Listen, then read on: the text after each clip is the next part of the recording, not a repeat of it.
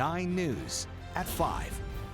Good evening, everyone, and thanks for joining us on your Friday. I'm Sophie Erber. Today, demolition crews took the final step in taking down the damaged rail bridge over the Big Sioux River. It was a second controlled blast, and this time on the Iowa side of the river. We'll take you there for a closer look now in our top story at 5. That controlled blast happened at around 9 this morning. The blast today needed to help crews remove spans from that bridge safely. A spokesperson for BNSF told us crews will then cut up the spans of that bridge on shore, and after that they will haul the materials away from the site, and then the major work can begin. The next step is reconstructing this bridge, so that's going to be a major project as well, and we appreciate the community's patience as we move through this project. The reconstruction is estimated to take roughly 9 months after BNSF finishes getting permits and designs approved for the official project. Meanwhile, at this year's Clay County Fair, FEMA officials will be able to give survivors of the flood some hands-on assistance. From September 7th through September 15th, FEMA representatives will be at the emergency management booth from 9 in the morning until 6 o'clock at night, offering services like helping people register for disaster assistance, how to get federal assistance information, and providing information about home repairs. And Iowa Governor Kim Reynolds is releasing a $4 million expansion grant for charter schools in the state, and one of those schools is right here in Siouxland. The Storm Lake Charter School, set to receive $200,000. That will help expand their career and technical education programs, increase career opportunities, and equip classrooms for their growing enrollment. Charter schools are tuition-free, independently operated public schools that design their own curriculum. The owner of Albrecht Cycle Shop has died at the age of 100. The shop announcing on its Facebook page, Otto Bud Albrecht passed away peacefully, leaving behind a legacy of memories for both his family and the community. Just this May, the public was invited out to help Albrecht celebrate his 100th birthday. That's the image there on your screen.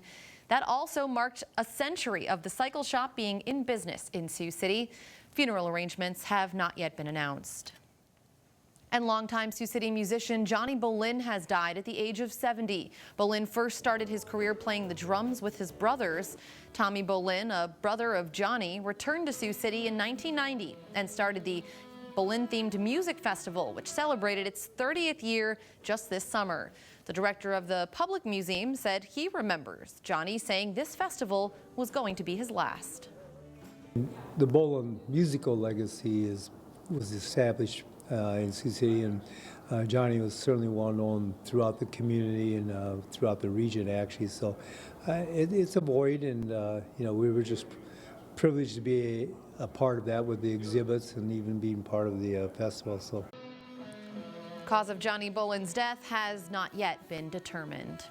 We turn our attention now to the Weather Department. Chief Meteorologist Victor Perez, and again, one of those days absolutely beautiful for September, but you could feel it was moving towards fall. Yeah, so a little bit cooler out there, but Sophie, will be seeing upwards trends. As we've seen, the rain totals across the region have been low, with air quality that has been a return back to normal. We saw that smoke haze that we had sitting over the region yesterday now move out of the forecast region, and we'll be seeing that conditions are going to be good for the Sports Zone game of the week tonight. Sioux Center Warriors against the Spirit Lake Indians in Sioux Center. So looking like those conditions are going to be a little bit cool. Might want to make sure you bring out a hoodie, but I don't know if you'll be needing blankets just yet.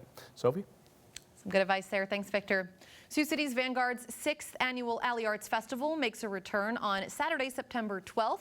We're learning some more details tonight. The Day of Art and Music will start at 11 in the morning and go for 12 hours until 11 at night on 4th and 5th Streets between Pierce and Nebraska. Guests will be able to explore the sites of more than 140 murals with 27 new ones. There will be a groove along for kids to get their groove on, as well as some dyeing, chalk murals, and more. The event is free for kids under 12 and under $5 for those 13 and up. I think the best part of the festival is like bringing so many different artists from around the region together. I think between the mural artists and the art vendors and everybody on the committee and the volunteers, there's like over 50 artists involved in making this happen. So it's a really big collaboration. And Hammond adds that she has been painting murals since 2019 and is excited to do more in the alleys this year. According to the U.S. Labor Department, hiring in the country picked up in August with 142,000 jobs added last month, but that was falling short of analyst expectations. ABC's Melissa Dunn with the latest. The Labor Department releasing its latest jobs report for August, showing 142,000 new employer jobs and the unemployment rate falling to 4.2%. This is the first dip in unemployment since March. The added jobs falling short of what analysts forecasted. The softening job market, however, an improvement to last month's report. This is a lot better than the jobs we added in July. Remember, that sparked fears of a big slowdown in the job market. And that's also when we saw a big sell-off on Wall Street. Not the case today. Stocks are really having a muted response to this report. Experts add that despite the weakening job market, for now, the economy is still adding a decent number of jobs. It was in June when we started to see the unemployment rate crack that 4% mark, and now it's at 4.2%. Where was the growth? Construction and healthcare, that they added the most jobs last month. Manufacturing, though, shed about 24,000. Solid, but not anything to worry about when it comes to inflation. A pivotal jobs report just 2 months ahead of the presidential election. Unemployment is low. Gas prices have actually dropped. Inflation is lower. There needs to be a kind of careful balancing between touting accomplishments and recognizing the pocketbook challenges that many voters still feel. It's not just the state of the economy, it's voters' perceptions that matter. Based on this latest jobs report, the Federal Reserve remains on track to cut interest rates during their upcoming September 18th meeting. Melissa Dunn, ABC News, Los Angeles. Stopping people from building their own machine guns. Federal authorities are trying to do just that tonight by regulating so-called Glock switches. We'll have the details coming up, but first, let's go back to Victor. And folks, I'll be letting you know about cooler Saturday conditions in the region, a warmer upcoming week, and how we'll be staying sunny still, all with your 9 on 9 after the break. You're watching KCAU 9 News with Sophie Erber and Chief Meteorologist Victor Perez. This is KCAU 9 News at 5.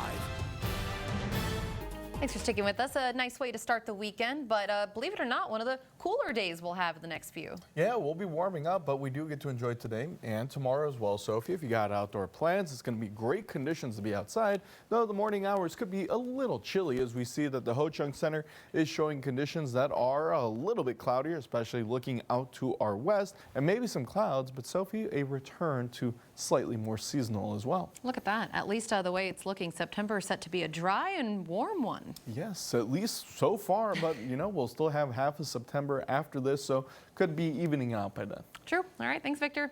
Well, still to come here tonight, the father of the 14-year-old student accused of opening fire at his Georgia high school now facing murder charges.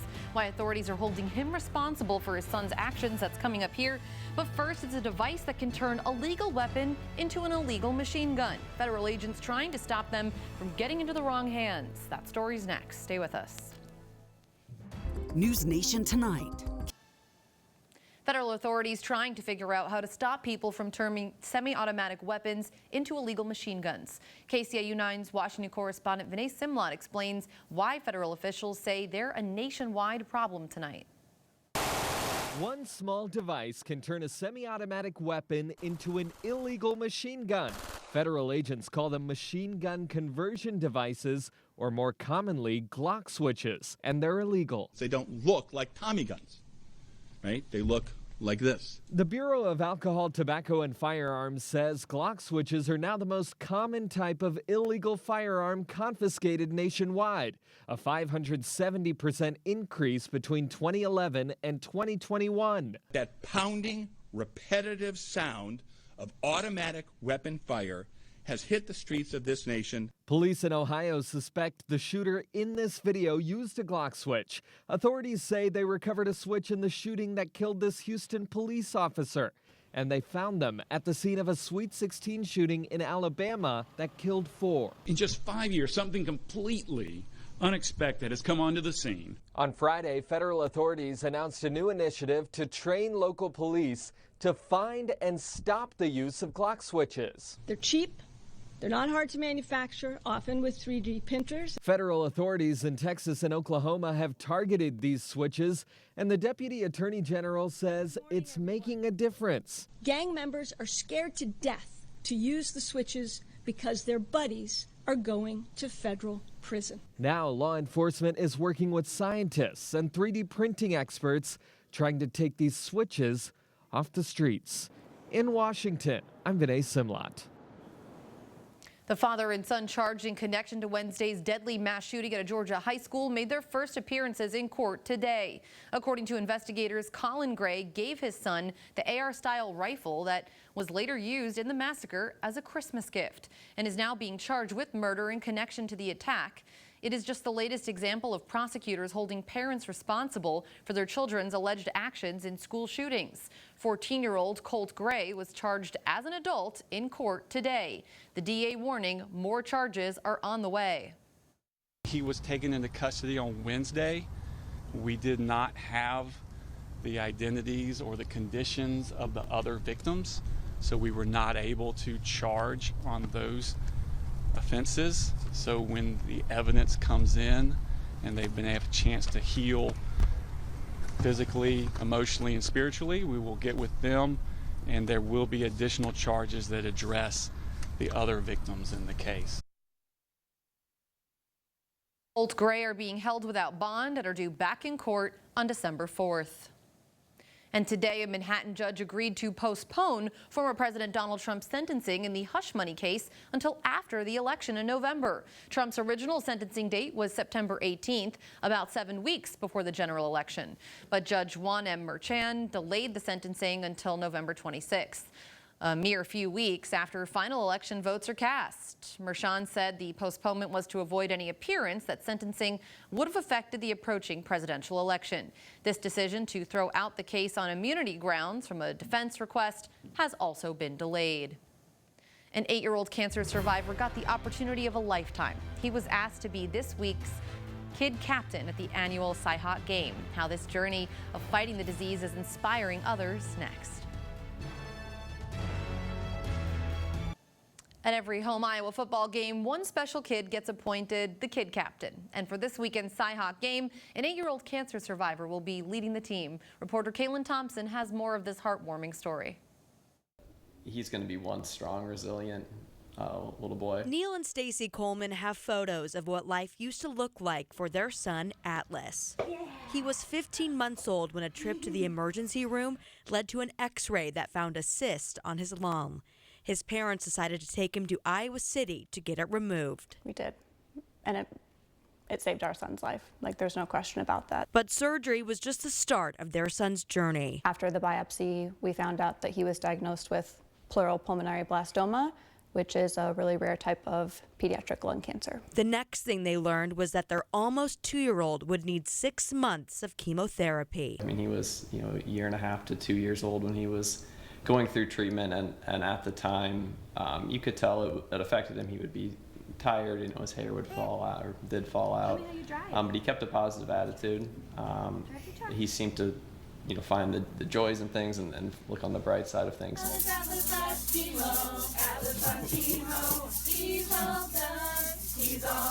The bright side for them came when treatment ended and Atlas was cancer-free. It was incredibly difficult, but we're really lucky that throughout his treatment he was showing no signs of returning cancer. So once that 6 months was done, they were able to declare him cancer-free, and our monitoring since then has been to ensure that that cancer just doesn't come back. The now 8-year-old isn't just a cancer survivor, he's also a kid captain. There's not always a lot that's very fun, for kids with cancer. So I think it's really great to have this experience associated with something that's usually a negative for him and have it be something that's just really positive and full of a lot of joy for him. Back in August, he went to Iowa City to meet the team during the kids' practice. He will be back on the field again this weekend for the Cy-Hawk game. I know what he's most excited about. Wave. The wave. He got to pick the song for the wave, so he's very excited about having his song play and getting to wave at the hospital. Ziggy, play High Hopes. High hopes for the Hawkeyes. Who do you think's gonna win? Iowa. Iowa? I know some. but even higher hopes for patients like him who are still fighting. And that's Kaylin Thompson reporting. We're taking a live look outside right now. A little bit of traffic there in Ottawa. Don't go away, though. Victor returns right after this with a final look at your weekend forecast. Thank you, Siouxland, for supporting KCAU 9's Cause for Paws. Together with our sponsors, Baumgars and Velocity Clinical Research, you raised over $1,500 for supplies for Noah's Hope Animal Rescue. Your continued generosity to our four-legged friends truly makes us all Siouxland proud. Before we wrap up at 5 on this Friday, let's first check back with Tim for what's coming up here at 6. Hi, Tim. Hey, Sophie. More than 2 years after being charged with 4 counts of first-degree murder, a trial finally set for Jason Jones from Laurel, Nebraska.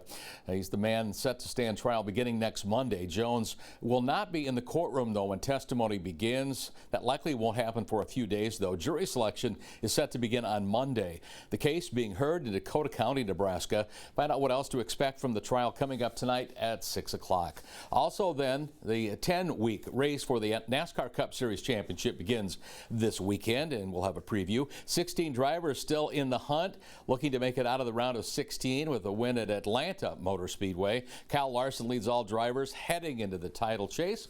We'll take a closer look at what's expected there. And of course, tonight, not green flags, but yellow flags, what high school football teams hoping to avoid week 2 of the prep season. Of course, Anthony Mitchell has that covered. Thanks so much, Tim. And it's feeling more like football season tonight. That will be the case. Going to be a little bit crisper out there as we'll be seeing temperatures fall to the mid and upper 40s. So a little bit cooler right around football time. We'll be falling to the 50s. So make sure you take out some sweaters as temperatures tomorrow will be rising to similar daytime highs. Low to mid 70s across Siouxland as we'll be seeing sunshine still. And this is before the warm up of next week, because starting Sunday, we're back at the 80s and we'll be sitting in the 80s through the rest of the week. So by that point, that's a little above seasonal, Sophie. So feeling like summer's sticking around for a bit. Thanks, Victor. Thank you for joining us. We'll see you again at 6, hopefully. Until then, we hope you have a great night and a good weekend. World News is next.